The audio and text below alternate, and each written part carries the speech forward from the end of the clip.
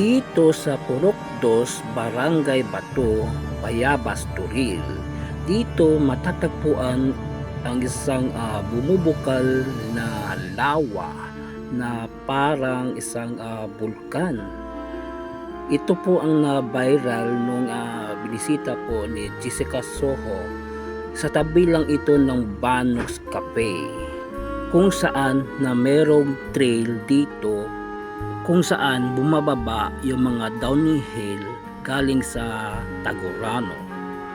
Alamin po natin kung bakit itong lawa na bumubukal na parang isang bulkan dito lang sa tabi ng Banos Cafe.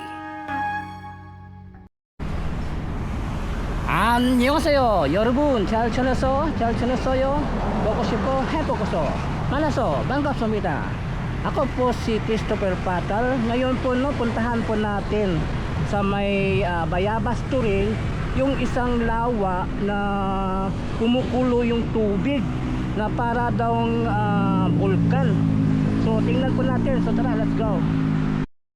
Ngayong araw kakaiba po yung vlog po natin, hindi po yung update sa mga project Ngayon puntahan po natin yung Bayabas, Turil, yung isang nag-viral na binisita ni Jessica Soho, itong lawa na bumubuga daw ng usok at kumukulo daw yung tubig na para daw bulkan dito lang sa Purok 2, Barangay Bato. Location nito, ito yung papuntang Bayabas, Eden Road patungong Eden Park.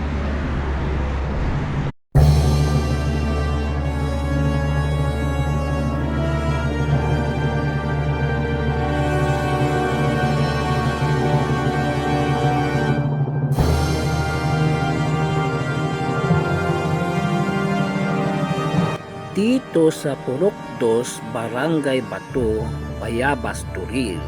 Dito matatagpuan ang isang bumubukal na lawa na parang isang bulkan.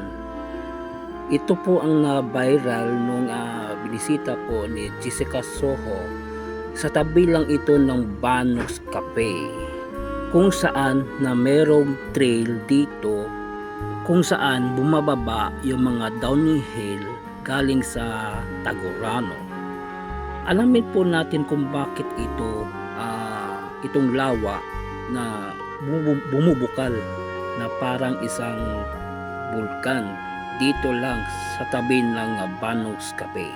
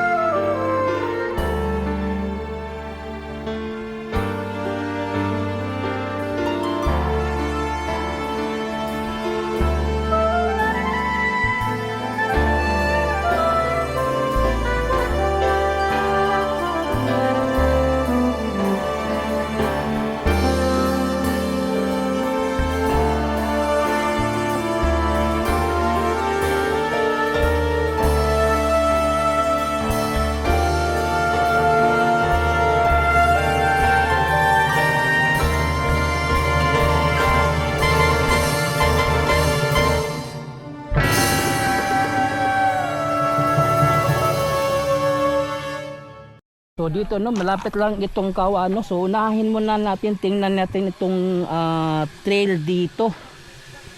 Tingnan pa natin sa may Banods Overview Cafe Shop. So ito yung trail sa last part sa may rock garden. So medyo malapad-napad na siya, no? Hindi na siya single track. Dati madamo ito eh. Yan, no, paakyat ng rock garden patungong Tagurano, no? Medyo malapad na at saka maraming nagka-camping dito at saka nagja-jogging, go-walking, no? Ito yung galing sa baba, no, sa Banods Cafe. Then ito yung paakyat, oh. Tingnan nyo, ang ganda. Rock garden pa, oh. Yan, oh. Paakyat. Medyo malapad. Lapad-lapad na.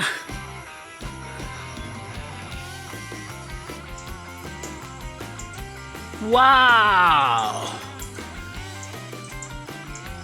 Rock garden. Grabe ang trail dito. Mas nag-improve yung trail. Ang laki ng mga rain grass.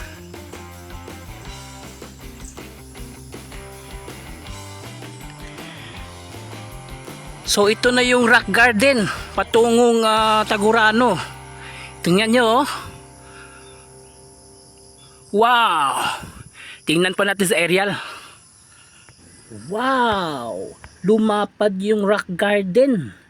Ang lapad ng daanan. Wow!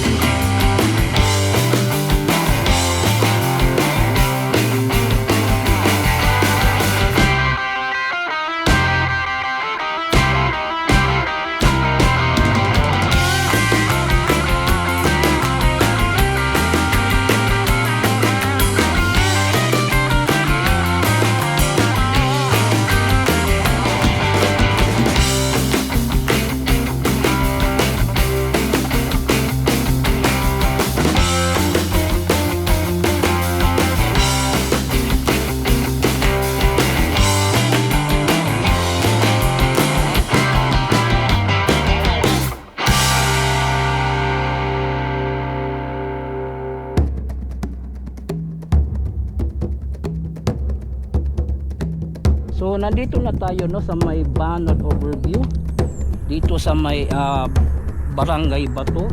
So katabi lang ito yung lawa na umuusok daw na parang singaw ng bulkan. So ito po yung may lawa dito, no.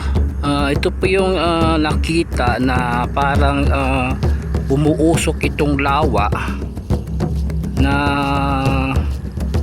parang siyang bukal na bulkan, no. So ito yung nakita. So nakikita po natin sa area nito para siyang kawali, no. Para siyang kawali, nasa gitna yung lawa niya.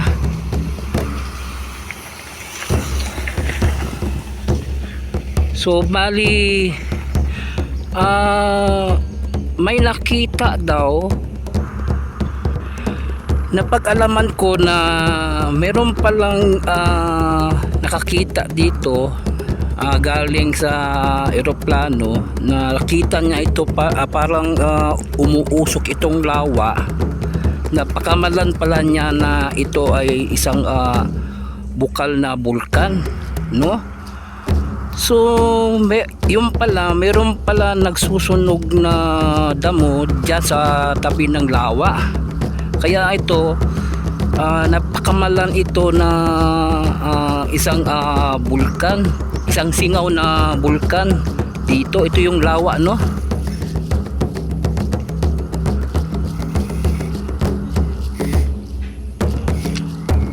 So confirm natin na itong area, itong nilagyan ng lawa, so hindi ito bukal na galing sa bulkan, no, singaw. So isa itong nakakulong na lawa sa gitna ng matataas na bundok. Para siyang kawa, parang kawali. So malinaw na itong lawa na ito hindi siya kabilang sa singaw na bulkan. So confirm po natin. So wala pong katotohanan na isa itong singaw na bulkan, itong lawa. Ito lang sa may Bato, Barangay Bato. Malapit lang ito sa may Banod Overview Cafe Shop.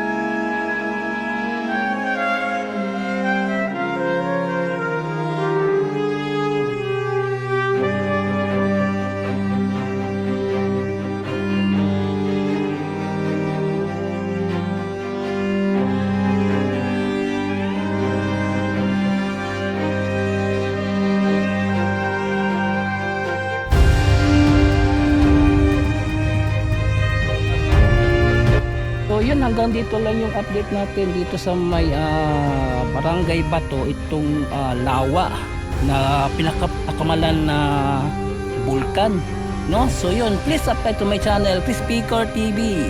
I-follow po ng akong Facebook page, Chris Picor FB. So thank you for watching. Kamsahamnida, annyeong, and God bless you all. Saranghae.